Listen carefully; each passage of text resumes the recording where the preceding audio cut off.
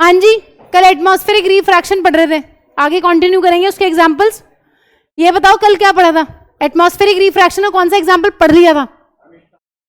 Star से पहले भी एक चीज पढ़ी थी, हैं? आग के ऊपर वाली बता रहा है विनायक, क्या थी वो आग के ऊपर वाली? दरवाजा बंद कर लो, थोड़ा सा हल्का सा बंद करना, धमड़म। हाँ जी, बोलिए जल्दी, आग के ऊपर वाली क्या पड़ी थी? हॉट एयर का रिफ्रैक्टिव इंडेक्स ज्यादा होता है कम होता है? हाँ जी, लेस डेंस का क्या मतलब है? लेस डेंस है, ठंडी हवा जो है वो ज्यादा डेंस है, जो डेंसर होती है उसका क्या होता है रिफ्रैक्टिव इंडेक्स ज्यादा। गर्म हवा का रिफ्रैक्टिव इंडेक्स कम है in comparison to normal air और कूलर एयर, ये पढ़ के गए थे कम। तो रिफ्रैक्टिव इंडेक्स जहां भी चेंज होगा वहां हल्की फुल्की फ्लिकरिंग और वेवरिंग देखने के लिए मिलेगी।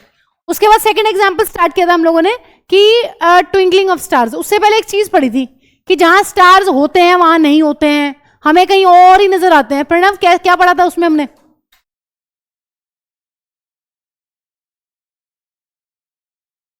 हाँ, क्या होता है? इसी का टेस्ट में क्यों नहीं आए थे? ये अलग ही तबियत खराब होती है, नींद आ जाती है टेस्ट वाले दिन, है? हाँ, रिफ्रैक्टिव इंडेक्स चेंज होता है जहां पर स्टार्स प्रेजेंट है ना मैम, जहां से स्टारलाइट चलती है वहां वैक्यूम है, रेयर मीडियम है, और जैसे ही अर्थ के एटमॉस्फेयर में घुसेगी वहां डेंसर है, तो टुवर्ड्स नॉर्मल रेज बेंड होती हैं। और हमारा ब्रेन है ही, हमारा ब्रेन उन रेज को पीछे सीधा एक्सटेंड कर देता है। और पीछे जब हम सीधा एक्सटेंड करते हैं रे डायग्राम को, तो हम ये देखते हैं कि जो रियल पोजीशन है उससे हल्का सा ऊपर हमें नजर आते हैं स्टार्स। ठीक है, तो एक्चुअल पोजीशन नहीं है वो, उनकी एपरेंट पोजीशन है जहां हम उन्हें देख रहे हैं। फिर हमने स्टार्ट किया था ये कि स्टार जो स्टार्स है वो ट्विंकल करते हैं। इसमें क्या पढ़ा था हमने? हाँ जी, ट्विंकलिंग में क्या पढ़ के गए थे? मैथ्स के टेस्ट के बाद दिमाग तो ठीक होगा, तुम्हें तो ये लग रहा होगा लाइट नहीं आएगी। ऐसे 5 बजे बताया था किसी ने लाइट नहीं आएगी, लाइट आ गई, लेकिन चलो अच्छी बात है आ गई तो। चलो बोलो जल्दी, क्या पढ़ के गए थे इसमें? मैम इसमें बहुत ज्यादा चेंज हो रहा है रिफ्रैक्टिव इंडेक्स, जो हमारा एटमॉस्फेयर है। हम कल ये पढ़ के गए थे कि, है बेटा, कितनी देर का? आओ जरा, ब्रेक ही है मेरी क्लास में, तुम कौन सा बहुत पहाड़ के पत्थर ढोने हैं तुम्हें? रिलैक्स क्लास होती है, कोई होती नहीं दिक्कत। आओ इधर। हाँ जी, बात सुनो, ये पढ़ लिया था कि रिफ्रैक्टिव इंडेक्स चेंज हो रहा है, इसकी वजह से मैम कभी लाइट रेज जो है वो टुवर्ड्स नॉर्मल बेंड करती हैं, कभी अवे फ्रॉम नॉर्मल बेंड करती हैं। तो ऐसा कुछ हमने बना लिया था कि यहां हमारी आंखें हैं, से फॉर एग्जाम्पल आईज को थोड़ा सा ऐसे बना लेते हैं, हमारी आंखों में जो लाइट रेज आ रही हैं वो हर टाइम चेंज हो रही हैं, है ना? स्टार से जो हमारी आंखों में लाइट रेज पड़ती हैं वो हर टाइम चेंज हो रही है।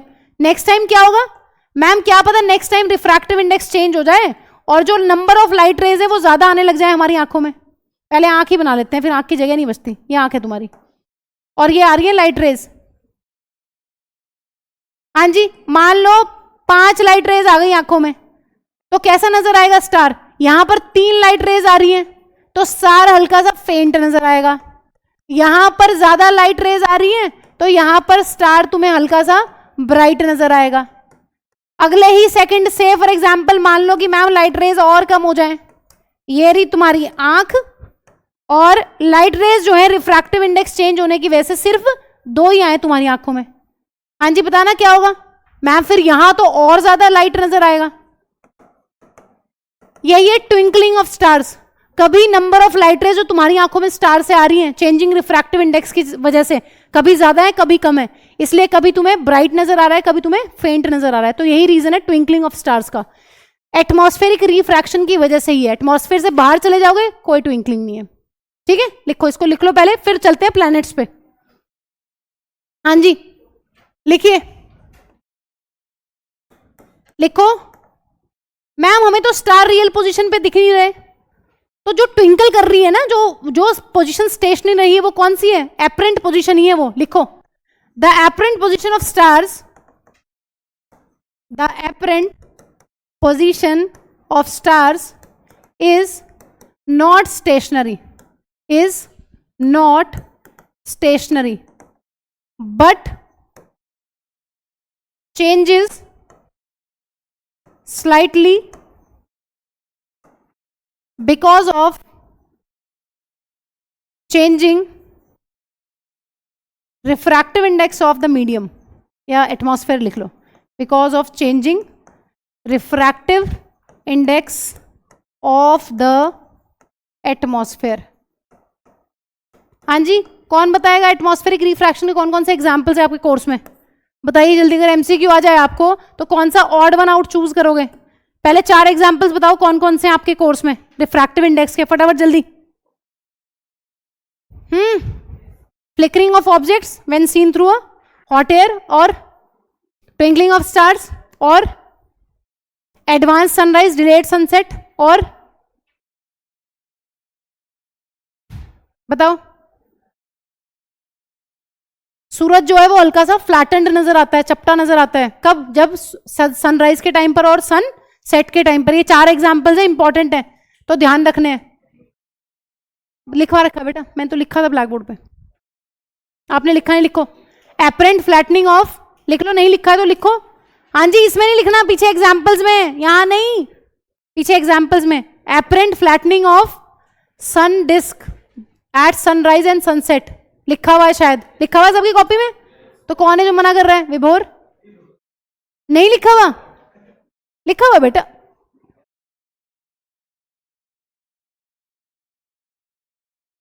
स्टार्स कहाँ है? पास है, बहुत दूर है? बहुत ज्यादा ही दूर है, कुछ ज्यादा ही दूर है। तो इसी की वजह से तुम्हें कैसे नजर आ रहे हैं? हाँ जी, एक बहुत बड़ी चीज तुम्हारे पास और वही बड़ी चीज अगर दूर चली जाए तो कैसी नजर आएगी? पॉइंट साइज नजर आते हैं स्टार्स। लिखो देखो, stars are very distant and appears as, कैसे दिखते हैं? Point sized object. हैं बहुत बड़े, बट तुम्हें कैसे दिख रहे हैं? पॉइंट साइज्ड ऑब्जेक्ट की तरह तुम्हें दिख रहे हैं, बिल्कुल एक बिंदी जैसे। हैं बड़े भाई, बड़े हैं, बहुत बड़े हैं, ठीक है। लेकिन जब तुम इन्हें बहुत दूरी पे देखते हो, ये डिस्टेंट है ना बहुत ज्यादा, इसलिए कैसे नजर आएंगे? एक डॉट की तरह, एक पॉइंट की तरह, ठीक है। अब लिखो इसकी असली कहानी ट्विंकलिंग की, जो कल से हम गाथा गा रहे हैं कि नंबर ऑफ लाइट रेज कम आ रही हैं, कभी ज्यादा आ रही हैं, फिर कम आ रही हैं, फिर ज्यादा आ रही हैं, उसको लिख लो बस। अब स्टार्स बहुत दूर हैं, साइज में बड़े हैं। बड़ी चीज अगर दूर चली जाएगी तो छोटी सी दिखती है। तुम सेफ हो, यहां कोई बम नहीं गिरा है, ठीक है। लिखो। क्या? नहीं बनाए? हाँ जी लिखो, लिखिए। एज ऐसे स्टार्ट कर लो। As the path of rays, as the path of rays of light, as the path of rays of light coming from the star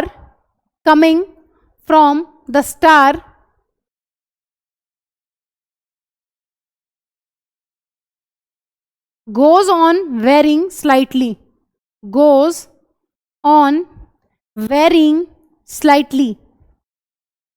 as the path of rays of light coming from the star goes on varying slightly, comma, the apparent position of the star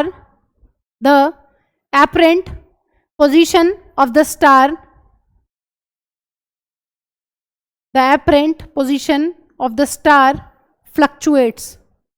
The apparent position of the star fluctuates, and the amount of starlight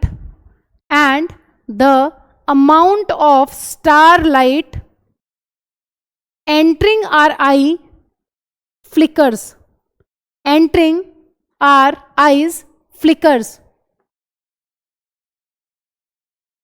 comma लगा के लिखो। The star sometimes appears brighter. The stars sometimes appears brighter and at some other times fainter. At some other time fainter. At some other time fainter. Comma लगा के लिखो। Which is called twinkling effect. Which is called twinkling effect.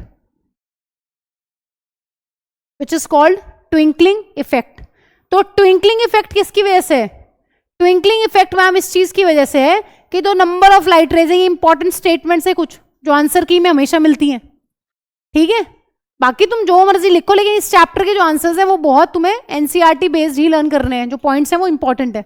Answer की में हमेशा वही मिलेगा तुम्हें कि स्टार जो है वो बहुत डिस्टेंट है, ठीक है, नंबर ऑफ लाइट रेज जो है वो वेरी करती हैं हर टाइम चेंजिंग रिफ्रैक्टिव इंडेक्स की वजह से, इसलिए कभी ब्राइट नजर आएगा कभी फेंट, ये ट्विंकलिंग इफेक्ट है। हाँ जी, नेक्स्ट क्वेश्चन है कि why don't the planets twinkle, planets क्यों नहीं ट्विंकल करते? उनसे भी तो लाइट जो है वो एटमॉस्फेयर के थ्रू ही आ रही है। हाँ जी, कोई प्लैनेट है, ये अर्थ है, ठीक है, और ये उसका एटमॉस्फेयर है, यहां पे क्या दिक्कत हो रही है?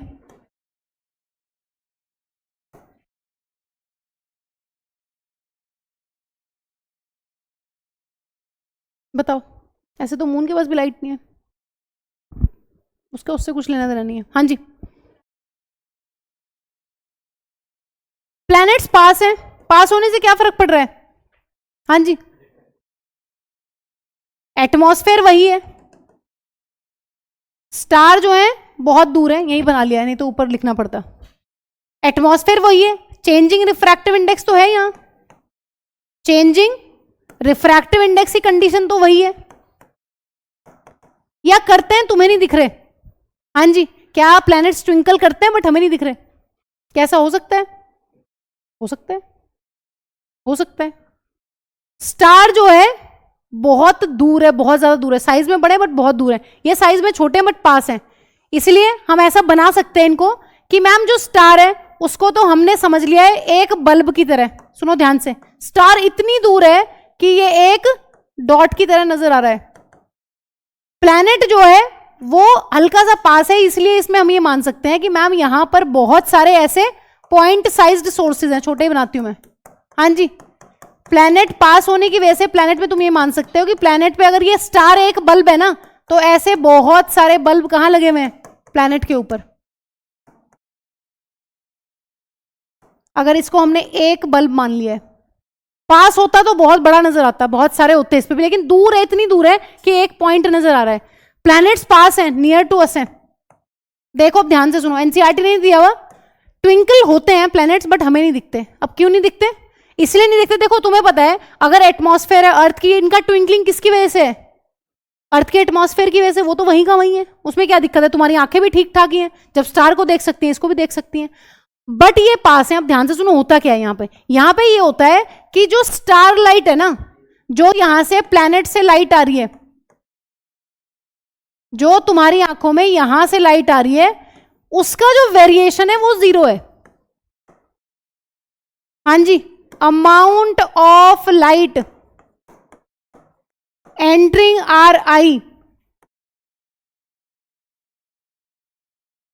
हमारी आंखों में जो प्लेनेट से लाइट आ रही है उसका जो वेरिएशन है वो ऑलमोस्ट ना के बराबर है। तुम ये बताओ, वहां तो मैम वो एक बल्ब की तरह है, वो जल रहा है तो हमें दिख रही है लाइट, वो बुझ गया तो हमें नहीं दिख रही है। अगर वहां से लाइट हमारी आंखों में नहीं आई तो नहीं आई, नहीं दिखी हमें, तो इसलिए हमें कभी ब्राइट नजर आ रहा है कभी लाइट। लेकिन यहाँ पे क्या है, यहाँ पे मान लो 50 बल्ब है, 50 में से अगर 30 में से तुम्हारी आंखों में लाइट नहीं आई, 20 की लाइट तो हमेशा आएगी ना, पास होने की वजह से। कितना ही एटमॉस्फेरिक रिफ्रैक्शन हो जाए, ये इतनी पास है कि हमेशा ऑन एन एवरेज 20 से 30 बल्ब की जो लाइट है वो तुम्हारी आंखों में हमेशा आ रही है। अदरवाइज प्लैनेट्स भी ट्विंकल करते हैं बट हम उन्हें देख नहीं पाते क्योंकि ये हमसे बहुत पास है, ठीक है। और लेकिन तुम्हें ये नहीं लिखना कि करते हैं, तुम्हें ये लिखना है कि भाई ट्विंकल नहीं करते। क्यों? क्योंकि ये साइज में बहुत बड़े होते हैं और बहुत क्लोज टू अर्थ है। तो जो यहां पर वेरिएशन ऑफ लाइट है, उनके स्टार बहुत दूर थे, उनकी जो वेरिएशन थी, अगर लाइट आई तो दिखे, नहीं आई तो नहीं दिखे। इसमें क्या है, इसमें जो वेरिएशन है ना लाइट का, वो ऑलमोस्ट ना के बराबर है। 50 में से 30 लाइट रेज हमेशा तुम्हारी आंखों में आएंगी आएंगी, ठीक है। सो यही इसका आंसर है, इतना सा आंसर आपने लिखना है। 2 पॉइंट्स इंपॉर्टेंट है यहाँ पे। क्या इंपॉर्टेंट? देखो इसमें डिस्कस करने को हम बहुत सारी और भी कहानी कर सकते हैं, बट उससे तुम्हारा पाथ क्या होगा, भटक जाएगा। जो हमने पढ़ना है उससे भटक जाओगे, ठीक है। लिखो 2-3 बातें इंपॉर्टेंट, और इसके आंसर्स को और कुछ भी इसमें कहानी ऐड करने की जरूरत नहीं है, कोई एक्स्ट्रा बुक पढ़ने की जरूरत नहीं है आपको। अगर आप करोगे तो आप फंसोगे फिर। सुन रहे हो? एनसीईआरटी से बाहर नहीं जाना इसकी थ्योरी में। आंसर की देख लेना चाहे किसी भी साल की उठा के, कुछ बेसिक से कुछ की पॉइंट्स होते हैं वही आंसर में लिखने होते हैं, वही चाहिए। वैसे भी 4-5 नंबर का चैप्टर है, इतना कुछ मुसीबत है नहीं। पता चला मायोपिया आ गया तो इन सब की कहानी खत्म है। लिखिए तो एग्जाम्पल्स लर्न कर रहे हैं और जितना बताया जा रहा है उतना पढ़ना है। लिखो।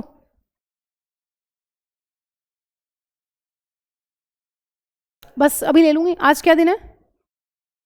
क्या दिन है आज? इसमें दिन नहीं है। मंडे ले लूं? सैटरडे को तो पीटीएम है। बताओ। मंडे दे देना। मंडे को तुम यही हो ना? 7 से तो पहले लेना है मुझे। ये तो बेटा जा ही सकता है, जाने वाले को कौन रोक सकता है? इसने कोई चैप्टर तो पढ़ा नहीं हुआ। सेकंड चैप्टर का टेस्ट कर दो। इसके पापा का मैसेज आ गया था कल ग्रुप में। पापा को क्या बोला फिर तुमने? अब पापा मेरे से पूछ रहे हैं, प्लीज बताओ। मैं क्या बताऊं? बताओ। तुमने क्या बोला? तुमने पढ़ा नहीं है। अब पापा मुझे कह रहे तो आपने पढ़ाया नहीं है। चलो अब तुम फिर जा रहे हो घूमने। अब रुकोगे तो कुछ पढ़ाएंगे हम तुम्हें। लिखो। चलो पढ़ाएंगे तुम्हें भी। लिखो। Planets are very closer to the earth. लिखो फटाफट। Planets are very closer to the earth and are thus seen as extended object.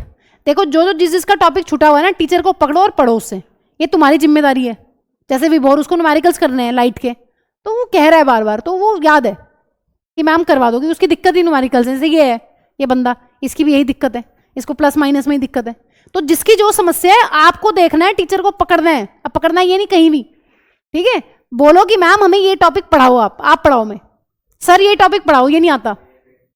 तो तुम्हें रिमाइंडर डालना पड़ेगा बार बार बार बार। ये नहीं कि अपने आप छुट्टियां मना रहे हैं आराम से, फिर आए जी हमारा तो ये छूटा हुआ था, फिर छुट्टियां मनाने चले गए, फिर कह रहे हैं हमारे तो ये छूटा हुआ था। आपको यहाँ रहना पड़ेगा बेटा, बोलना पड़ेगा, ठीक है? लिखो। Planets are very closer to the planets are very closer to the earth and are thus seen as extended object। अब ये तुम मुझे बताओगे ये क्या था, क्योंकि मैंने तुम्हें पढ़ा रखा है लाइट वाले चैप्टर में। are thus seen as extended object। हाँ जी, क्या था extended object?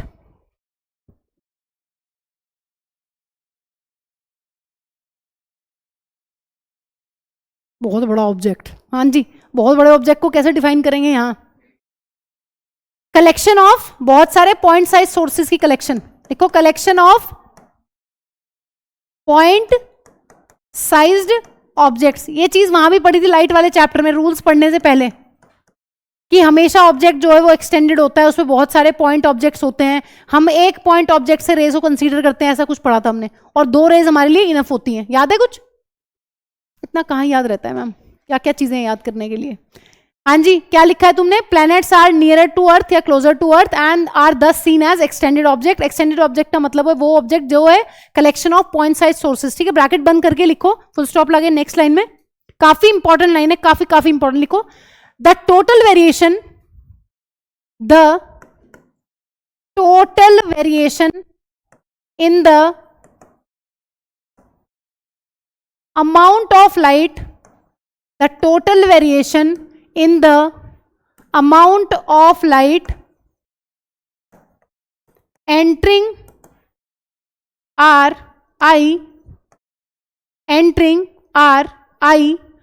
from all the individual from all the individual point sized sources, from all the point sized sources। क्या हुआ, क्यों हंसी आ रही है? क्या हुआ विनायक, ऐसे ही बैठे बैठे?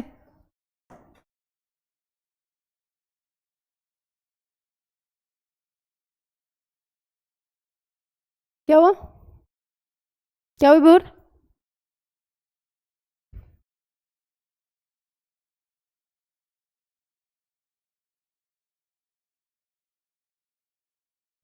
मैं नहीं होती।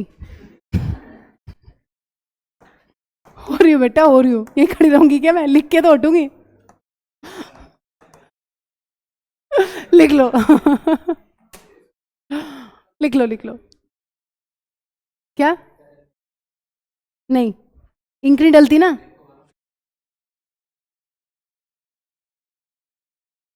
हरी हो गई थी, नहीं मैंने सेलेक्ट करा है, इंक नहीं खत्म होती, इंक थोड़ी डलती है। इसका दिमाग कभी कभी ज्यादा काम करता है। भाई जितनी लाइट आ रही है तुम्हारी आंखों में ऑन एन एवरेज वो उतनी आ रही है कम से कम। अगर 20 बल्ब तुम्हारी आंखों में रोशनी फेंक रहे हैं तो वो फेंक रहे हैं प्लैनेट से, ठीक है। तो जो एवरेज है वो निकल के बराबर आ रहा है हर टाइम, इसलिए तुम्हें स्टार्स ट्विंकल करते हुए नजर नहीं आते, प्लैनेट्स ट्विंकल करते हुए तुम्हें नजर नहीं आते हैं। हाँ जी, अब आ जाओ एक इंपॉर्टेंट चीज पे, आओ जरा। क्या बेटा, किस पे, कहां से आती है, हमारे पे कहां से आ रही है? ऑफ कोर्स इन पे भी सन से आ रही है। वीनस देखा है कभी शाम के टाइम किसी ने? वीनस नहीं देखा? देखना, एक फोन में ऐप है, सर से पूछ के बताऊंगी, उसको स्कैन करते हैं ना, स्काई में अगर वीनस होता है तो वो दिखा देता है ये वाला है। आर्टिफिशियल नहीं है, आर्टिफिशियल कुछ नहीं है। हाँ जी चलो आ जाओ, चैप्टर पूरा करना है, बस बातें नहीं। हाँ जी दिखता है बट बहुत स्लो, ये नहीं पहचान पाते ना कि कौन सा प्लेनेट है, बहुत सारे दिख रहे होते हैं उस टाइम पे, बट तुम ये नहीं पहचान पाते वीनस। वैसे आइडिया लग जाता है? मैं फोन कर दूंगी आज, ठीक है। हाँ जी आओ, अब जो हम अगला चैप्टर पढ़ रहे हैं ना, अगला टॉपिक पढ़ रहे हैं, उसमें एक इंपॉर्टेंट चीज की जरूरत है, होराइजन। ध्यान से सुन लो। हाँ जी क्या होता है, क्या है होराइजन? पढ़ा हुआ तो पहले भी, हिंदी में क्या बोलते हैं इसको? क्षितिज, है ना, क्षितिज। किसी का नाम नहीं हमारी क्लास में। देखो बेसिकली एक वो लाइन है, इमेजिनरी लाइन है, एपरेंट एक लाइन है, जो मैम धरती और आसमान को जोड़ती है। यहां कहां दिख रहा है तुम्हें? धरती और आसमान एक दूसरे से कनेक्टेड यहां, तो ये है होराइजन, ठीक है। लिख लो, अगले टॉपिक से पहले लिख लो, या फिर एक काम करो, टॉपिक की वो हेडिंग डालो, advance sunrise and delayed sunset. इसकी बहुत जरूरत पड़ने वाली है अभी हर टॉपिक में। पहले एक देख लेते हैं, advanced sunrise and delayed sunset. अब देखो चुपचाप बैठो आराम से, क्योंकि अगले 2 टॉपिक्स बहुत आसान है, हम चाहें तो 10 मिनट में उसको कर सकते हैं। बस एक ही रे डायग्राम है, ऑलमोस्ट दोनों तीनों टॉपिक एक ही रे डायग्राम से हो जाएंगे, ध्यान से बनाना है। हाँ जी ये होराइजन है, क्या है ये? लिखो, हाँ लिखो, apparent line that joins the या कनेक्ट्स द अर्थ एंड आसमान, ठीक है। अर्थ की जगह सी भी कर सकते हो तुम, सी एंड स्काई, ठीक है। आओ जरा अब आगे की बात कर लेते हैं। ये पता होना चाहिए था कि कहाँ है बार बार। अभी अर्थ पे ऐसे ड्रॉ करेंगे, ध्यान से सुनो। जब भी हमें रे डायग्राम्स बनानी पड़ेंगी, ये अर्थ है, हम एक सीधी लाइन खींचेंगे उसके ऊपर, ये होराइजन है,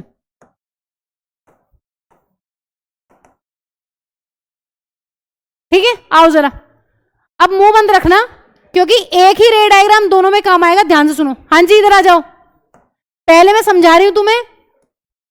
आरुष बेटा चुप एक मिनट, मैं पहले तुम्हें समझा रही हूं और फिर तुम ड्रॉ करना उसको, फिर इसकी थ्योरी लिखेंगे। ध्यान से सुनो, एडवांस सनराइज और डिलेड सनसेट का एक ही रे डायग्राम है, ध्यान से सुनो। हाँ जी पहली इंपॉर्टेंट चीज ये, एडवांस सनराइज का क्या मतलब है? हाँ जी एडवांस का क्या मतलब है? सूरज जो है वो पहले ही राइज हो गया है, उग गया है, या उदय हो गया है हिंदी में बोले तो, ठीक है। एक्चुअल सनराइज क्या होता है? एडवांस तो नहीं पढ़ना मैम, पहले तो एक्चुअल बताओ, एक्चुअल का क्या मतलब है? हाँ जी एक्चुअल सनराइज का क्या मतलब है? एक्चुअल सनराइज का मतलब है मैम, देखो क्या बना रखा है, ये अर्थ है, दिख रही है सबको? नहीं दिख रही? ये क्या है? ये क्या बनाते हैं बाहर की तरफ? ये है अर्थ का एटमॉस्फेयर। पहले मुझे एक बार डायग्राम बनाने दो, इसको समझ लो, इसको ड्रॉ करना फिर अपने आप ध्यान से समझ के। अर्थ का एटमॉस्फेयर, और सन कहां है अभी? ये है रियल पोजीशन ऑफ सन। इसका क्या मतलब है मैम? जो सूरज है ना अभी होराइजन के जस्ट नीचे। एक्चुअल सनराइज का क्या मतलब होता है? एक्चुअल सनराइज का मतलब होता है जब सन होराइजन के ऊपर आ जाए। हाँ जी एक्चुअल सनराइज का मतलब होता है actual crossing of the sun and comes above the horizon. ध्यान से सुनो, अभी कुछ नहीं लिखना तुम्हें, बस सुनना है। एक्चुअल सनराइज का मतलब है जब ये सन ऊपर आ जाएगा, बट अभी आया नहीं है। ध्यान से सुनो, हम क्या पढ़ रहे हैं? एडवांस सनराइज पढ़ रहे हैं। सन की जो असली पोजीशन है वो है होराइजन के नीचे। अब देखो क्या होगा, यहां से लाइट रेज आएंगी। मैम यहां से लाइट रेज ऐसे भी तो आ सकती थी, उनका क्या होगा भाई? जो यहां से लाइट रेज आएंगी ना, उनका तुम्हें कुछ नहीं करना, क्योंकि वो तुम्हारी आंखों तक नहीं पहुंच पाएंगी। इसलिए हमने ऐसी 2 लाइट रेज यहां से ड्रॉ की हैं सन से, जो हमारी आंखों में पहुंच जाए। देखो क्या हो रहा है, यहां से लाइट रेज हमने ड्रॉ करी है, और ये हमारा है क्या? एटमॉस्फेयर। और एटमॉस्फेयर का रिफ्रैक्टिव इंडेक्स जो है, हम कल स्टार वाले हमने उसमें पढ़ा था कि जहां पर सूरज है, प्लैनेट्स हैं, स्टार्स हैं, वहां रेयर मीडियम है, और हमारे यहां का कैसा मीडियम है? एटमॉस्फेयर का डेंसर। तो हमेशा हम ये कहते हैं कि रे जो है वो किधर बेंड करेगी? Towards normal. तो से फॉर एग्जांपल ये नॉर्मल है, और ये रे किधर बेंड कर गई है? Towards normal. और यहां हमारी आंखें हैं कहीं, और हमारी आंखों में जो है रोशनी आ गई है। लेकिन तुम्हें पता है हमारा ब्रेन क्या करेगा? हमारा ब्रेन इन रेस को सीधी एक्सटेंड करके देखेगा, उसको टेढ़ी मेढ़ी चीजें दिखती नहीं है, सीधा एक्सटेंड करके देखेगा, तो उसको यहां पे नजर आ रहा है अभी सन। इसका मतलब ये सन की कौन सी पोजीशन हो गई? हाँ जी, नकली पोजीशन को क्या बोलते हैं? नकली पोजीशन को कहते हैं एपरेंट पोजीशन ऑफ सन। की पोजीशन है तो सन लिख देंगे। ध्यान से सुनो, सूरज अभी होराइजन के नीचे है, एक्चुअल सनराइज नहीं हुआ है, बट आपको पहले ही दिख रहा है बिकॉज ऑफ एटमॉस्फेरिक रिफ्रैक्शन। कितने टाइम का गैप आता है? साइंटिस्ट लोगों ने पूरा कैलकुलेट करा है, तो देखा है कि 2 मिनट का गैप है इस चीज के बीच में। ध्यान से सुनो, डायग्राम कैसे बनाना है। इसको पूरी लाइंस बनानी है, डॉटेड बनानी है। डॉटेड क्यों बनाई है? क्योंकि ये हमारे ब्रेन ने एक्सटेंड करी है वहां। एक्चुअल सन अभी होराइजन के नीचे है, एक्चुअल सनराइज नहीं हुआ है। हाँ जी, एक्चुअल सनराइज का क्या मतलब है? जब सन होराइजन के ऊपर आ जाए उसको बोलते हैं मैम एक्चुअल सनराइज। ये हम पढ़ रहे हैं एडवांस सनराइज। एडवांस का मतलब है सन यहां है, लेकिन हमें 2 मिनट पहले ही कहां दिख रहा है? होराइजन के ऊपर दिख रहा है। तो ये केस है तुम्हारा एडवांस्ड सनराइज का। ठीक है, अगर इस वाले डायग्राम में समझे तो कहां होगा सन? सन मैम कहीं नीचे होगा, होराइजन यहां है, और जब सन राइज होगा तो कहां दिखेगा? यहां दिखेगा, बट सन कहीं नीचे है। देखा है कभी मूवीज में सीन देखे होंगे कि भाई बहुत होराइजन के नीचे कोई चीज देखी है कभी मूवीज में, और एकदम से राइज होता हुआ नजर आता है? चलो मूवीज नहीं देखी, छोड़ो छोड़ो। ठीक है, ये बनाओ डायग्राम। अब ध्यान से सुन लो, पहले दूसरा भी सुन ही लो, फिर लिखते रहेंगे। ये बताओ एक्चुअल सनसेट क्या होता है? सेम डायग्राम है दोनों का, एक ही बना लेना एक ही बार समझ के। हाँ जी, एक्चुअल सनसेट का क्या मतलब होगा? असली सनसेट। मेरे पे गर्दन, हाथ, नाक, मुंह सारे ठीक करने आते हैं, आप इधर हो जाओ। ये इतनी नजदीकियां क्यों हैं आप दोनों की? हैं? दाल में काला है, काली दाल है? हैं? मैं दोस्ती गहरी हो सकती है, कोई दिक्कत नहीं है। सही में क्या? आ जाओ, सुन लो बेटा, सुन लो यार, सुन लो। मैं टेंशन नहीं होती है अपनी, तुम्हारा भी 6 चैप्टर में, तुम्हें टेंशन नहीं हो रही? बताओ, मैम को ही हो रही, बस इधर आओ। एक्चुअल सनसेट का क्या मतलब है आरुष? सन जब होराइजन के नीचे असली में आ जाए उसको क्या कह रहे हैं? एक्चुअल। कहां है सन? नीचे है, सनसेट हो चुका है।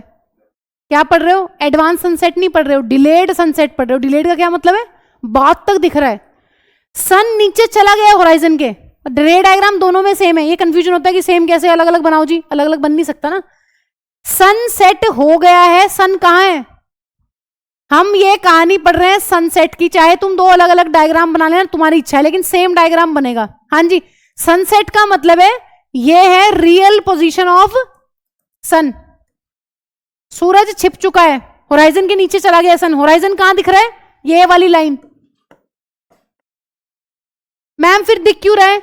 Because of atmospheric refraction. वहां से लाइट रेज अभी भी एटमॉस्फेयर में आती है, उनकी बेंडिंग होती है, आपकी आंखों में रे आती है, और आपका ब्रेन क्या करता है? एक्सटेंड करके उनको वहां देखता है। इसका मतलब सूरज छिप चुका है, लेकिन आपको अभी भी सूरज दिख रहा है। तो सेम रे डायग्राम है दोनों का, एडवांस्ड सनराइज हो चाहे डिलेड सनसेट हो। हाँ जी, क्यों हो रहा है ये देव? क्यों हो रहा है ये? एटमॉस्फेरिक रिफ्रैक्शन के कारण। बनाओ, जल्दी बनाओ, और 3-4 लाइनें लिखनी है बस। सेम रे डायग्राम है, रे डायग्राम बनानी आनी चाहिए। अब कहीं कहते हैं बुक का बना लेंगे जी, बुक में दिया हुआ है भूतिया टाइप का, देखो ये है। इसके 0 नंबर मिलेंगे तुम्हें, ये बनाओ तुम। हाँ सही लगता है वो, कि उसमें एक लाइन खींच रखी ना सीधी, यहां से आई यहां को गई। बनाओ जल्दी, इतना टाइम नहीं वेस्ट करना, आज चैप्टर खत्म करना था वैसे।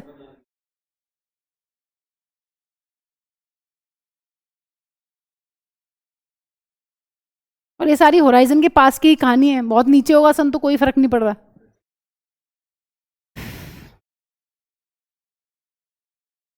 अपनी आंखें कहीं भी लटका लेना आसमान में, चाहे खड़े होके देख लो चाहे बैठ के देख लो।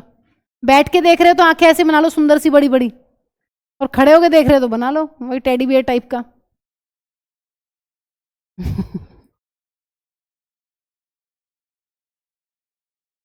मेरे घर में ना 2-3 सॉफ्ट टॉयज रखे हुए थे। भी लास्ट वीक कोई बच्चा आया, एक उसको दे दिया, एक बच्चा आया, बच्ची थी वो, एक्चुअली लड़कियां थोड़ी होती है ना केयरिंग, उस टेडी बियर पांडा दिया मैंने उसको खेलने के लिए, और उसने उस पांडा को मकेन्स खिलाए, और पूरा ऑयल उसके ऊपर, पांडा के ऊपर। पांडा ब्लैक एंड व्हाइट था, जहां जहां से व्हाइट था वहां पीला कर दिया उस बच्चे ने उसको। उसको अपनी चिंता नहीं थी। उसको लड़कियां थोड़ी केयरिंग ज्यादा होती है ना। कहे कि पांडा को टॉयलेट भी कराना है आंटी, मैंने कहा बेटा रहने दो।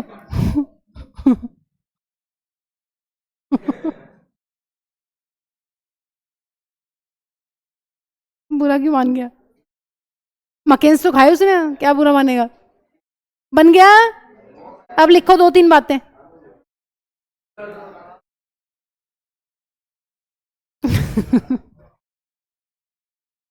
क्या कह रहा है ये ऋषभ? हाँ जी, बुरा लग जाएगा कोई? क्या हो जाएगा? विवाद। ऐसा क्या कह दिया है? चलो कोई बात नहीं, सारी बातें बतानी भी नहीं चाहिए। लिखो एक्चुअल सनराइज मीन्स, देखो दोनों का सेम डायग्राम है, दोनों का सेम डायग्राम है, एक सनराइज का है और एक सनसेट का है। लिखो जरा, आगे नहीं तुम लिखो, पहले लिखो। Actual sunrise means, actual theory मैं लिखवा रही हूं, लिखो। एक्चुअल सनराइज मीन्स एक्चुअल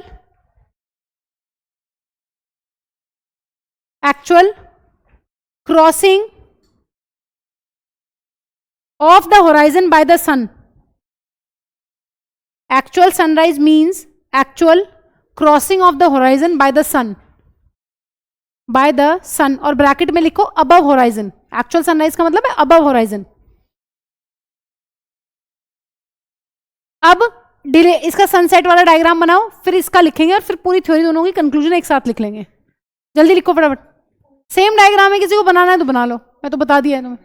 है actual sunrise means actual crossing the horizon by the sun, और ब्रैकेट में लिखो below horizon, sorry above horizon. Sunrise लिख रहे हैं ना, अबव होराइजन। हाँ जी, दूसरा डायग्राम बना लिया, सेम ही है वैसे, बनाने की जरूरत है नहीं। लिखो actual sunset means, actual sunset means, actual sunset means, actual sunset means actual crossing the horizon, actual crossing of the horizon by the sun, by the sun। Dhananjay इतनी सुंदर राइटिंग क्यों लिख रहे हो बेटा? ब्रैकेट में लिखो below horizon, below horizon. Actual sunset का मतलब है सन बिलो होराइजन है, एक्चुअल सनराइज का मतलब है अबव होराइजन जाएगा। बन गए डायग्राम?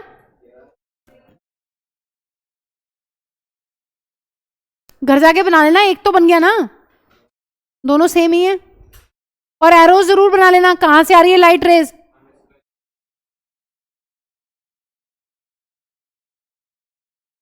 हाँ जी लिखिए जल्दी। Sun is visible to us, लिखो सन इज, नेक्स्ट पॉइंट लिखो, sun is visible to us about 2 minutes before the actual sunrise. Sun is visible to us about 2 minutes before, 2 minutes before the actual sunrise, 2 minutes before the actual sunrise, and 2 minutes after the, and 2 minutes after the actual sunset. Sun is visible to us about 2 minutes before the actual sunrise and about 2 minutes after the sunset because of atmospheric refraction. Because of atmospheric refraction. Sun is visible to us 2 minutes before the sunrise and 2 minutes after the sunset because of atmospheric refraction. Last point लिखो. हाँ जी, last point लिखिए बस, फिर खत्म हो जाएगा. लिखो real position of the सन. एक लिखवा रही हूं, दूसरा खुद लिखना बैठ के भी. लिखो real position of the sun is below the horizon. Real position of the sun is below the horizon.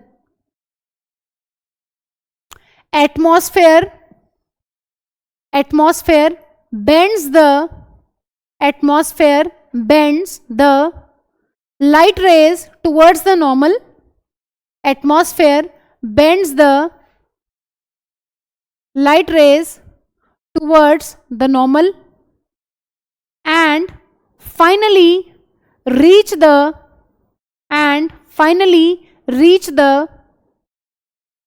observer's eye and finally reach the observer's eye 2 minutes before the actual sunrise. 2 minutes before the actual sunrise. 2 minutes before the actual sunrise. Next, ये book का diagram है जो कि कुछ खास नहीं है, क्योंकि 2 रेस तो कम से कम चाहिए ना. पिछले चैप्टर में पढ़ के आए हो, एक से काम नहीं बनता. लिखिए जल्दी. Apparent flattening of sun's disc at sunrise and sunset. NCERT में एक्सप्लेनेशन नहीं दी हुई है, बट कई बार पूछ लेते हैं पेपर में, इसलिए तुम लिख लो. आओ जरा, आसान है, सेम डायग्राम है, थोड़ा सा चेंज किया यहाँ पे. जब सन राइज होता है और जब सन सेट होता है तो सन जो है वो पूरा प्रॉपर शेप में नजर नहीं आता, हल्का सा फ्लैटेंड नजर आता है, चपटा सा नजर आता है. ये देखो यहां पे पूरा गोल नजर आ रहा है, वहां पे नहीं आता लेकिन. हाँ जी सुनिए, अब इसका डायग्राम बहुत सारे तरीके से बन सकता था, मुझे बेस्ट यही लगा तो मैंने ऐसे ही बनाया ताकि तुम समझ लो इसको बहुत सारी बुक्स में, साइड बुक्स में या कैसे भी तुम यहां से रेस दे रखी है, तो यहां से एक कंफ्यूजन ये होता है कि यहां से लाइट रेस कैसे गई होंगी आंखों में, ये वो, इसलिए मैंने ऊपर से लिए हैं. तो तुम इसको बना दोगे, कोई गलत नहीं होगा, ठीक है. ये होराइजन, हाँ जी सब कुछ वही है जो पिछले डायग्राम में था. अर्थ कहाँ है यहाँ, ये बहुत साइड से बनाया, ये क्या है यहाँ, ये है अर्थ का एटमॉस्फेयर. पहले तुम इतना बनाओ और ऐसे ही बनाना जैसे मैंने बनाया, हल्का सा.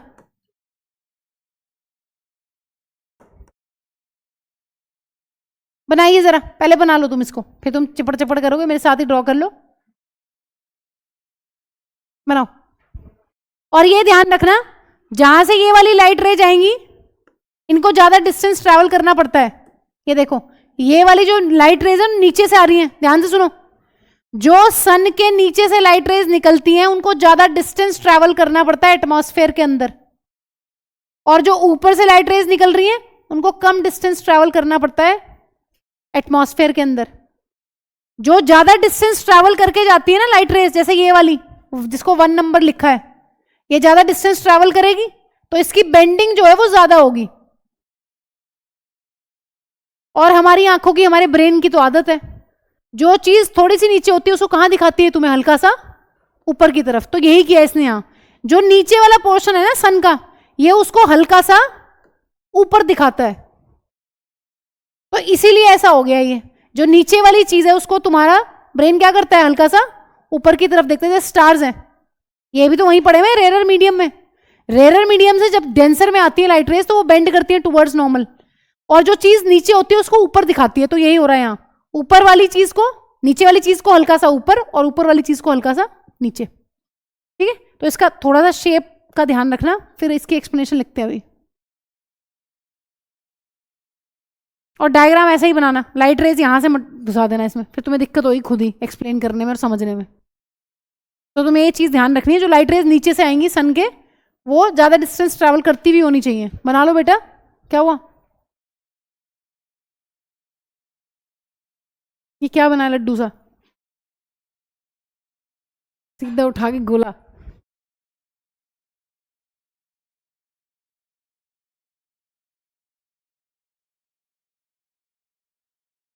मंडे को ठीक है टेस्ट?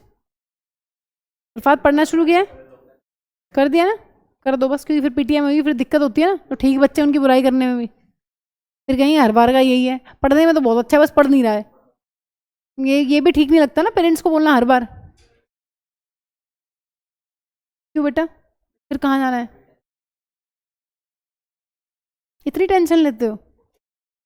इतनी टेंशन मत लो ना, आराम से रिलैक्स होके पढ़ो, टेंशन क्यों लेनी है? देव का तो सीधा टारगेट है छुट्टी करूंगा, सेट है इसका तो, संडे सेट, बिल्कुल सब सेट। अब तो छुट्टी करेगा ही नहीं, जिस दिन छुट्टी करेगा मैं तेरे घर पहुंच जाऊंगी। इसे घर पता है किसी को? मुझे लेके चलना है इसके घर जिस दिन ये छुट्टी करे। मैं भी देखूँ कैसे छुट्टी करे अभी। पता है ना तुम्हें सबको? स्कूटी आती है तुम्हें, कुछ चलाना आता है? तो मुझे लेके चलना इसके घर। नहीं, इस बार मैं इसको छोड़ूंगी नहीं, अगर इसने छुट्टी करी तो। इसका ध्यान बिल्कुल नहीं है पढ़ाई में। अब बंगले का तो मुझे पता नहीं, जो भी है मैं इसके घर चले जाऊंगी, मेरे कोई दिक्कत नहीं किसी घर जाने में। आओ इधर, सुन लो जरा, आया समझ तुम्हें? ये क्या समझ आया बताना जरा,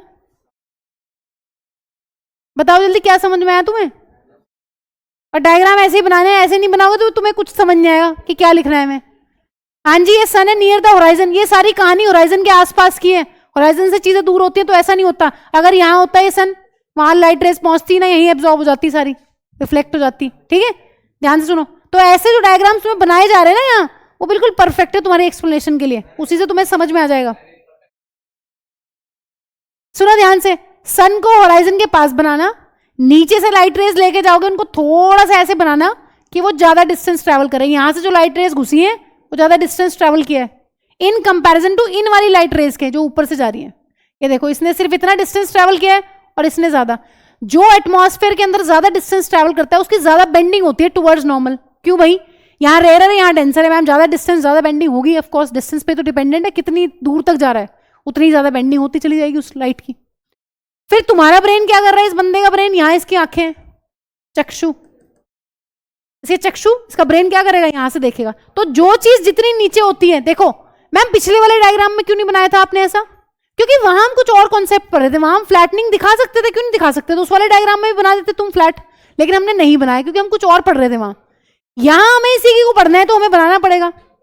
जो नीचे चीज होती है एटमॉस्फेयर में, जितनी रेयर मीडियम में, वो उतनी ही शिफ्टेड नजर आती है ऊपर की तरफ। तो यही हो रहा है, जब नीचे वाली चीज ऊपर शिफ्ट हो जाएगी तो कैसा नजर आएगा?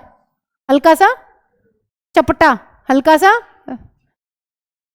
कैसा नजर आएगा? ओवल, ओवल टाइप का। लिखो तो डायग्राम ढंग से बने हुए होने चाहिए, नहीं तो कुछ नहीं लिख पाओगे। ये बताओ, ये लाइट रेस सबकी ठीक बनी है? आ रही हूं, मैं देखती हूं। लिखो लिखो, the rays from the lower regions, arrows बनाओ, एरोज बनाओ, एरोज क्यों नहीं बना रहे हो?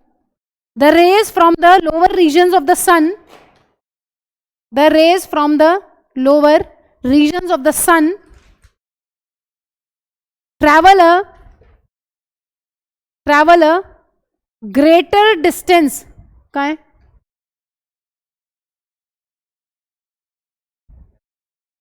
greater distance ऊपर, उसके एग्जैक्टली ऊपर बनाना था ना, इतनी क्या जल्दी आई थी? इसको यहां ले जाते, इसके ऊपर है ना, ध्यान रखना पेपर में। हाँ जी, the rays from the lower region of the sun travels a greater distance through the atmosphere. ठीक है, ठीक है, उसके ऊपर, हाँ जी, through the atmosphere, then those from the upper regions, then those from the upper regions, full stop. So they bend more, so they bend more, so they bend more, full stop. As a result, the image of the lower region, as a result, the image of the lower region gets shifted upwards, gets shifted upwards more than that of the upper region, more than that of the upper region, more than that of the upper region. Full stop. This makes the sun appears like a oval. This makes the sun क्या upwards more than that of the upper region, more than that of the upper region. जो lower region है वो ज्यादा shift होता है ऊपर की तरफ in comparison to upper region. This makes the sun appear like a oval. This makes the sun appear like a oval. An oval.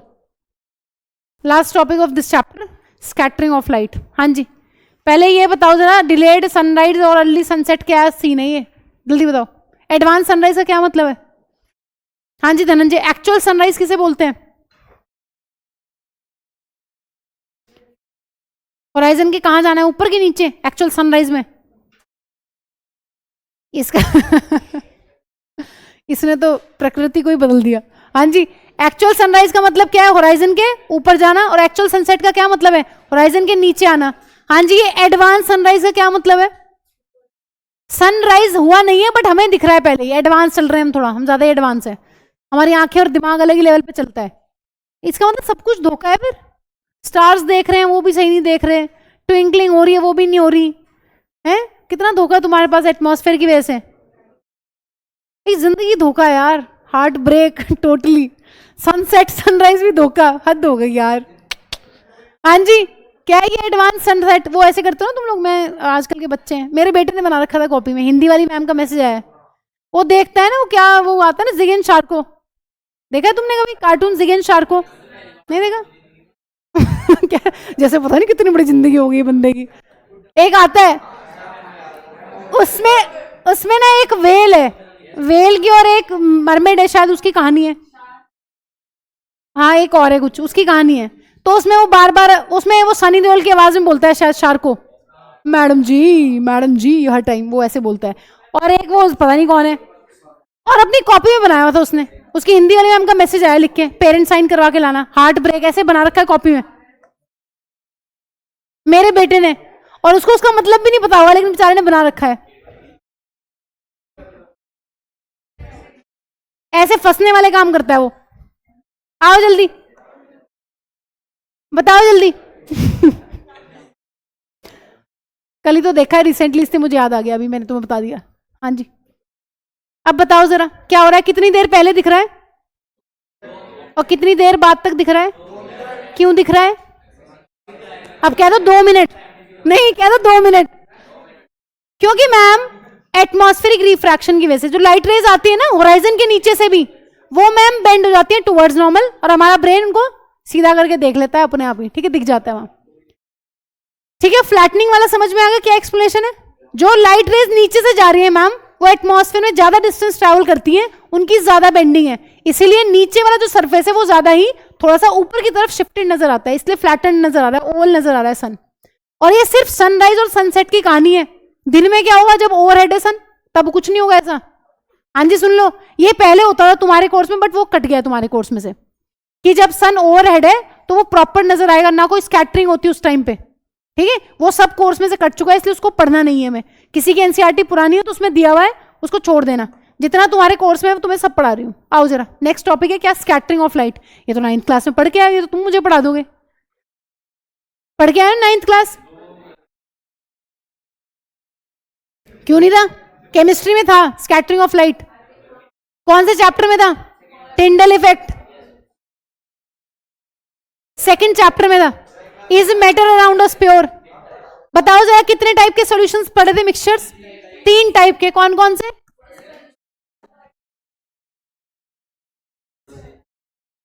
हाँ जी, ट्रू सॉल्यूशन, कोलॉइडल सॉल्यूशन, और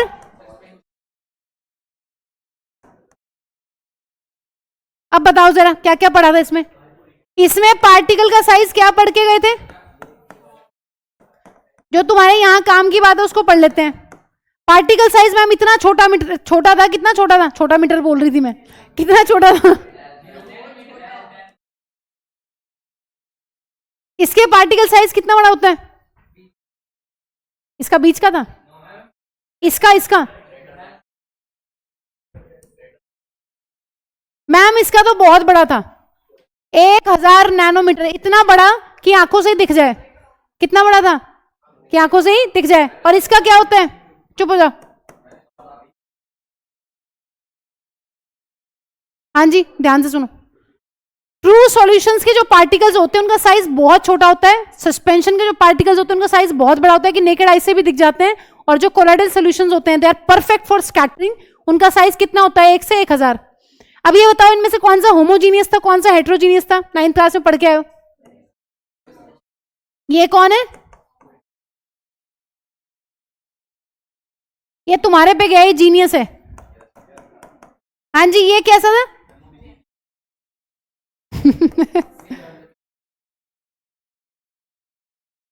हेट्रोजीनियस। अब बताओ जरा क्या होते थे ये हेट्रो क्यों? ये तो दिखता है बेचारा साफ साफ, ये वाला सॉल्यूशन तो ऐसा कुछ हेट्रो वेट्रो लगता नहीं है इसमें, तो इसको हेट्रो क्यों लिखते हैं? हेट्रो होमो किस बेसिस पर था? इसमें यूनिफॉर्मली प्रेजेंट थे पार्टिकल्स, इसमें यूनिफॉर्म, इसमें नॉन यूनिफॉर्म। लेकिन अगर इसका एग्जाम्पल ले, मिल्क इन वाटर या कोई भी एग्जाम्पल ले लो, इसकी तो पूरी लिस्ट थी एग्जाम्पल की। फॉग, मिस्ट, कितने एग्जाम्पल पढ़े थे? फॉर्म, जेल, क्या क्या पढ़ के आए हो पिछले साल? मिल्क ऑफ मैग्नीशिया, मड, है ना, पढ़ के आए हो कि नहीं? तो बताओ, वो तो सारे इसमें थे, जेम स्टोन वगैरह सब कुछ पढ़ के आए हो। वो तो लगते नहीं देखने में हेट्रो, तो कॉम्पोजिशन तो यूनिफॉर्म रहती है। स्टेबल तो थे, ये वाला अनस्टेबल है। ये क्या था? स्टेबल, ये अनस्टेबल, और ये बताओ इसको हेट्रो क्यों बोल रहे हैं फिर?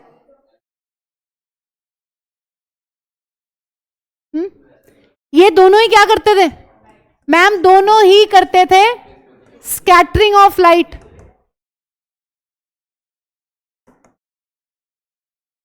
हाँ जी, अब आओ जरा बात सुनो ध्यान से। स्कैटरिंग ऑफ लाइट के लिए क्या इंपॉर्टेंट चीज चाहिए तुम्हें? इसको नोट कर लेना, ये पार्टिकल साइज काफी इंपॉर्टेंट है तुम्हारे लिए। तुम्हें मेन फोकस कोलाइडल सॉल्यूशन पे देना है। बताना जरा क्या होता है स्कैटरिंग ऑफ लाइट? अच्छा, कोई कोलाइडल सॉल्यूशन का एग्जांपल लो पहले, बताओ जरा। हाँ जी, क्या ले ले? मिल्क ले ले, मिल्क। पागलपंती करने को नहीं बोला गया है, इधर यहां देखो। हाँ जी, ये कौन है?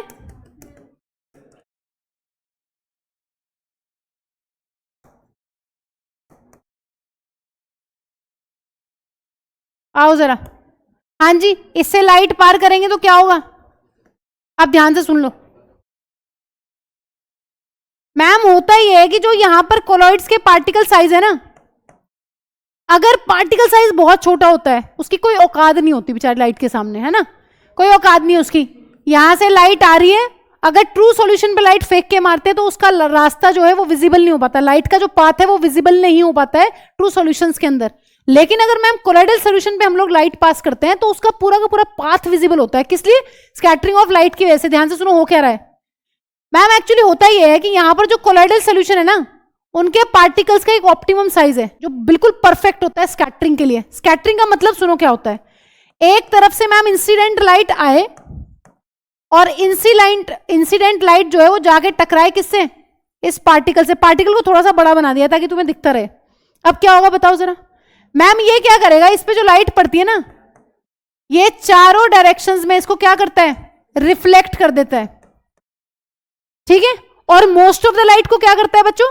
मोस्ट ऑफ द लाइट जो है मैम वो चली जाती है आगे की तरफ। ध्यान से सुनिए, तुमने एक इसके सारे पार्टिकल्स के साथ यही होने वाला है, लेकिन एक पार्टिकल को अलग से बना लिया है कि अगर हम इंसिडेंट लाइट को फेंक के मारते हैं पार्टिकल्स के ऊपर, कौन से सॉल्यूशन के पार्टिकल्स हैं? कोलॉइडल सोल्यूशन के पार्टिकल्स हैं। कोलॉइडल सोल्यूशन को ही क्यों ले रहे हैं? क्योंकि मैम ट्रू सॉल्यूशन में तो स्कैटरिंग देखने के लिए नहीं मिलती। क्यों? क्योंकि पार्टिकल साइज मैम इतना छोटा है कि लाइट अगर हिट भी करती है ना तो ये स्कैटर नहीं कर पाता लाइट को। इसके लिए एक पर्टिकुलर हमें पार्टिकल का साइज चाहिए। मैम सस्पेंशन क्यों नहीं लिया? सस्पेंशन तुम्हें पता है क्यों नहीं लिया? क्यों नहीं लिया? मैम वो अनस्टेबल होता है। जब तक हम सस्पेंशन की मिक्सिंग करते रहते हैं तब तक तो लाइट का पाथ विजिबल होता है, बट जैसे ही हम सस्पेंशन को छोड़ देते हैं ना अनडिस्टर्ब्ड, तो सारे के सारे पार्टिकल्स नीचे सेटल हो जाते हैं ग्रेविटी की वजह से। जैसे एग्जाम्पल क्या पढ़ा था 9th क्लास में? चौक को पानी में घोल दो, व्हीट फ्लावर को पानी में घोल दो, वो सब एग्जाम्पल्स पढ़े थे। याद है कुछ? याद है कुछ? नहीं याद है? वेल एंड गुड, बहुत अच्छी बात है। कोलॉइडल सॉल्यूशन याद रखना है, ये परफेक्ट है स्कैटरिंग को देखने के लिए। स्कैटरिंग होती सस्पेंशन में भी है, उसको नहीं लेते क्योंकि वो अनस्टेबल है, उसमें रिजल्ट फॉर एवर नहीं है, कांस्टेंट रिजल्ट नहीं आते। तो ये है स्कैटरिंग कि भैया एक पर्टिकुलर साइज का पार्टिकल है, तुमने उस पर लाइट को इंसिडेंट किया तो लाइट जो है उसने चारों डायरेक्शंस में स्कैटर कर दी। ठीक है, इसी को क्या बोलते हैं? इसी को बोलते हैं स्कैटरिंग ऑफ लाइट। लाइट को चारों दिशाओं में फैला देना। अब तुम चाहे यहां खड़े होकर देख लो, चाहे तुम किसी भी एंगल पे देख लो, अगर एक पार्टिकल है और ये लाइट को स्कैटर कर रहा है, रिफ्लेक्ट कर रहा है, तो तुम कहीं से भी देख लो, तुम्हें लाइट का पाथ नजर आएगा ही आएगा। तो यहां पर यही हो रहा है। यहां पर पूरे कंटेनर के अंदर जितने पार्टिकल्स हैं सारे के सारे लाइट को क्या कर रहे हैं? स्कैटर कर रहे हैं। मैम ये पार्टिकल आगे भी भेजता है क्या लाइट को? हाँ जी, थोड़ी सी लाइट को स्कैटर करता है, बाकी सारी लाइट को आगे भेज देता है। थोड़ी सी लाइट को स्कैटर करेगा, सारी लाइट को आगे भेज देगा। तो ये हो रहा है यहां पर। तो सारे के सारे पार्टिकल्स जो हैं वो यहां लाइट को स्कैटर कर रहे हैं और अगले वाले पार्टिकल पे भी लाइट को भेजते हैं। इंटेंसिटी धीरे धीरे कम हो जाएगी। देखो लाइट है, सबसे पहले वाला ज्यादा, फिर कम कम कम, धीरे धीरे इंटेंसिटी लाइट की कम हो जाती है। तो तुम लाइट का पाथ देख पाते हो किसकी वजह से? स्कैटरिंग की वजह से। क्यों? क्योंकि जो पार्टिकल्स हैं उनका ऑप्टिमम साइज है, जैसे ही लाइट उन पे पड़ेगी वो लाइट को चारों डायरेक्शंस में स्कैटर कर देते हैं। मैम अगर किसी बड़े वाले पार्टिकल साइज के ऊपर लाइट को मारे क्या होगा? हाँ जी बताओ जरा, ये कोई बताओ, कोई ओपेक चीज है उसके ऊपर लाइट मारेंगे तो क्या होगा? तो सारी की सारी रिफ्लेक्ट हो जाएगी। यहां ऐसा नहीं हो रहा, यहां चारों डायरेक्शन में रिफ्लेक्ट कर रहा है, ये लाइट को स्कैटर कर रहा है। इसी को स्कैटर कहते हैं, लाइट को चारों डायरेक्शन में फैलाना। यहां नहीं है, यहां तो उसी डायरेक्शन में बाउंस बैक कर दिया। चार डायरेक्शन में मैंने ऐसे बोला है, सारी डायरेक्शंस में, चार नहीं बोला मैंने। ठीक है, और बाकी सारी लाइट को आगे फेंक देता है। इसको बनाओ जल्दी, डायग्राम बनाओ फटाफट जल्दी। हाँ जी लिखिए फटाफट, पहले बना लो इसको। ये 9th में वैसे, लेकिन चलो पढ़ लिया कोई बात नहीं। लिखो, ये भी बना लेना, इंसिडेंट लाइट। हाँ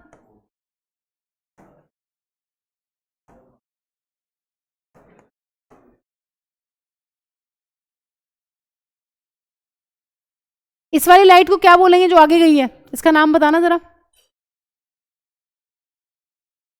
स्कैटर्ड तो ये, इसको क्या बोल देंगे जो बच गई है?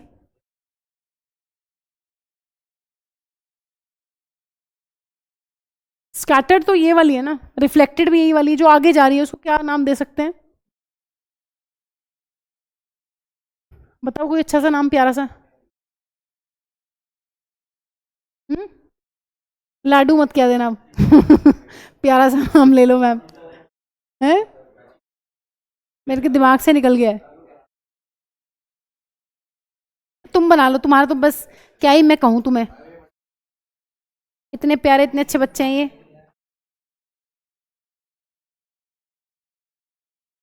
चलो कोई नहीं, मेरे दिमाग से निकल गया। दो बातें लिख लो काम की। हाँ जी ये भी लिख लेना कि किसको क्यों यूज कर रहे हैं। ये अनस्टेबल है इसलिए यूज नहीं कर रहे इसको, अनस्टेबल होने की वजह से यूज नहीं कर रहे। चौक के पार्टिकल्स पानी में घोल दिए, वो भी लाइट का रास्ता नजर आ जाएगा तुम्हें, लेकिन तुम जैसे ही उसको छोड़ दोगे ना अनडिस्टर्ब, स्टरिंग करना बंद कर दोगे, पार्टिकल्स नीचे सेटल हो जाएंगे और तुम्हें कोई वो नहीं दिखेगा लाइट का रास्ता वास्ता।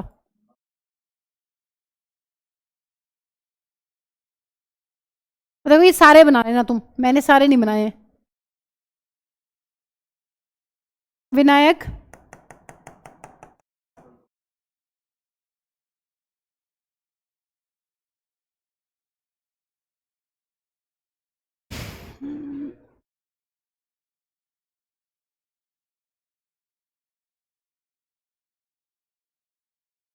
तुम्हारी अटेंडेंस नहीं हुई ना आज? मैं अटेंडेंस लेता हूँ। बॉल पेन दे देना बेटा कोई। मिल गया मिल गया मिल गया। हाँ फेंक के मारे, देखना हरकतें इसकी। कांशी, आरुष, जो मैथ्स की क्लास में नहीं आए थे वो बता देना। अदिति दुबे तो एज ऑलवेज एब्सेंट। अहिल प्रेजेंट। अनाया प्रेजेंट। अर्नव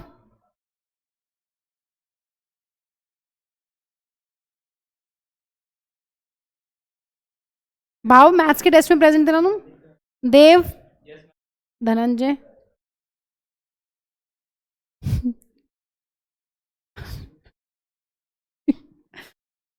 इशिका तुम एब्सेंट थे ना? इतना एब्सेंट नहीं होते बेटा। एब्सेंट थे? क्या हो गया था, एब्सेंट क्यों थे? सोनाक्षी तुम भी एब्सेंट हो गए, तुम प्रेजेंट थे? अच्छा बेटा इतना एब्सेंट नहीं होते हैं। रावल शर्मा, प्रणव, परिधि एब्सेंट थे? प्रेजेंट थे तुम?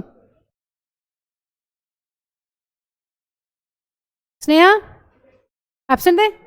तुम बाद में आओगे बहुत देर बाद टेस्ट में मैथ्स के? मुझे दिखना बंद हो गया क्या? आंखें चेक करानी पड़ेंगी लग रहा है। फ्लेक्सी बुढ़ापे में क्या कौन सी बीमारी होती है? हाँ वही हो गया बस।